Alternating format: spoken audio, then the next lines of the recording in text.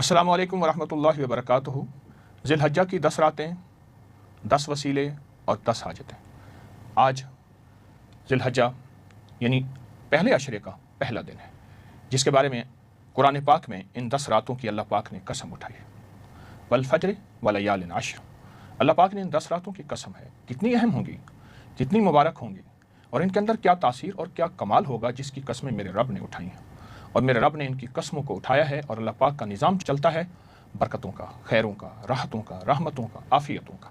آئیں ان 10 راتوں میں جو ہم سے ہو سکتا ہے وہ میسر، جو محنت، جو کوشش، اور انشاءاللہ رب سچا، رب کے وعدے سچے، اور اللہ اپنے سچے وعدے پورے کر کے دکھاتا ہے۔ تو ذی الحجہ کی ان 10 راتوں میں ہر رات میں ایک خاص حاجت اپنے دل میں رکھ کر پروگرام میں شامل ہوں گے۔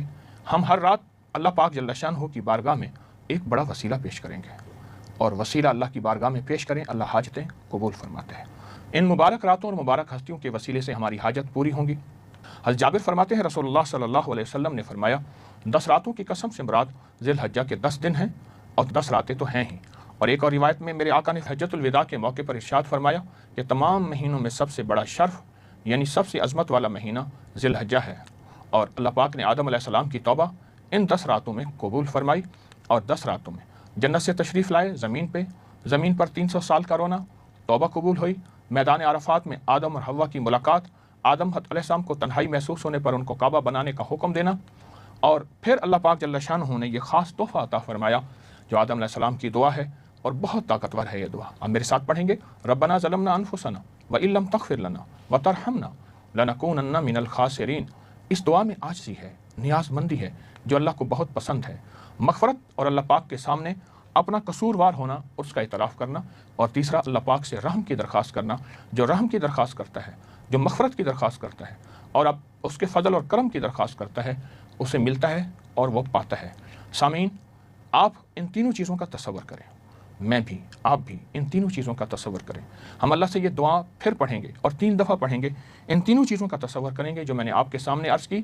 آئیں میں وہ تینوں چیزیں پھر دہراتا ہوں۔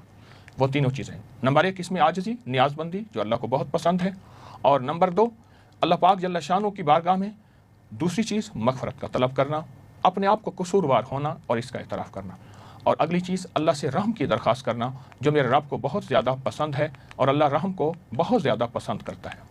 اب ہم ان تینوں چیزوں کا تصور کریں گے اور یہ دعا 3 مرتبہ دہرائیں گے۔ آئیں میرے ساتھ دہرائیں گے، ربنا ظلمنا انفسنا وان لم تغفر لنا وترحمنا لنکونن من الخاسرین۔ ربنا ظلمنا انفسنا وان لم تغفر لنا وترحمنا لنکونن من الخاسرین۔ ربنا ظلمنا انفسنا وان لم تغفر لنا وترحمنا لنکونن من الخاسرین۔ اور یہ بہت مبارک عمل ہے، بہت مبارک عمل ہے جو آپ نے ابھی کیا ہے، اور اسی ذی الحجہ میں صحابی رسول حضرت سعد بن معاذ کا بھی وصال ہوا ہے۔ آج ہم انہیں بھی اعمال کا ہدیہ پیش کریں گے۔ آئیں آج کا خاص اسم اعظم، آج کا خاص ذکر جس کے وسیلے سے دعا مانگیں گے تو اللہ پاک دعا قبول فرمائیں گے، وہ آج کا ذکر ہے یا منیلو یا مکیلو، اے بخشنے والے، اے معاف کرنے والے۔ اب ہم ان ہستیوں کو ہدیہ دیں گے، آدم علیہ السلام کو اور حضرت سعد کو۔ اب ان کو ہدیہ دینے کے لیے ہم نے صرف 11 دفعہ پہلا کلمہ پڑھنا ہے، لا الہ الا اللہ محمد الرسول اللہ، اور فرمایا جو 1 دفعہ کلمہ پڑھتا ہے زمین سے لے کر آسمان تک سارا خلا نیکیوں سے بھر جاتا ہے، اور جو 1 دفعہ کلمہ پڑھتا ہے وہ سارا ترازو قیامت کے دن کا جتنا بھی ترازو ہے وہ سارا کا سارا بھر جاتا ہے اور خطائیں مٹ جاتی ہیں۔ جو 1 دفعہ کلمہ پڑھتا ہے، عرش الہی میں نور کا ایک ستون ہے وہ ہلتا ہے، میرا اللہ باوجود جاننے کے پوچھتے ہیں اے ستون تو کیوں حرکت میں؟ اے اللہ زمین پہ تیرے بندے نے کلمہ پڑھا۔ آئیں ہم کلمہ پڑھتے ہیں، لا الہ الا اللہ محمد الرسول اللہ، لا الہ الا اللہ محمد الرسول اللہ، لا الہ الا اللہ محمد الرسول اللہ، لا الہ الا اللہ محمد الرسول اللہ، لا الہ الا اللہ محمد الرسول اللہ۔ ہم نے ان ہستیوں کو یہ کلمے کا ہدیہ دیا، اور اس کے بعد ہم ایک عمل کریں گے۔ آپ نے کیا کرنا ہے، ہر روز ایک چھوٹا سا نوٹ، 10 روپے ہیں، 1000 روپے ہیں، 1 روپیہ ہے، کوئی چھوٹا سا نوٹ اپنے پاس رکھیں۔ آج بھی یقیناً آپ کے پاس پڑا ہوگا، آپ نے سامنے رکھا ہوا ہے، اور اس پہ دم کرنا ہے، اور دعا کے بعد اس نوٹ کو پورے جسم پہ ملنا ہے۔ ایسا بھی کر سکتے ہیں ایک ہی نوٹ گھر کے تمام افراد ناف کے اوپر پورے جسم پہ ملیں۔ ایسا بھی ہو سکتا ہے کہ ہر فرد کا اپنا نوٹ ہو، جیسے سہولت ہو، اور یہ نوٹ پھر جمع کرنا ہے۔ اس نوٹ سے यानी इस कैश पैसों से 10 दिनों के बाद, ये रोज़ जमा करने हैं, 10 दिनों के बाद इन पैसों से बाजरा, चावल, शक्कर, गोश्त, कोई भी चीज़ लेके और बेज़बानों को किसी पाक, साफ़, खुली जगह पर बेज़बानों को डालेंगे और इन हस्तियों को हदिया करेंगे। गुनियत तालिबीन में शेख अब्दुल कादिर जिलानी रहमतुल्लाह अलैह ने लिखा है, इन दिनों में जिसने भी सदका किया गोया उसने अंबिया की सुन्नत को ज़िंदा किया, जिसने भी सदका किया। आएँ ये दुआ करते हैं। और आज के दिन का हमारा जो लफ्ज़ है वो बहुत ताकतवर इस्म आज़म है।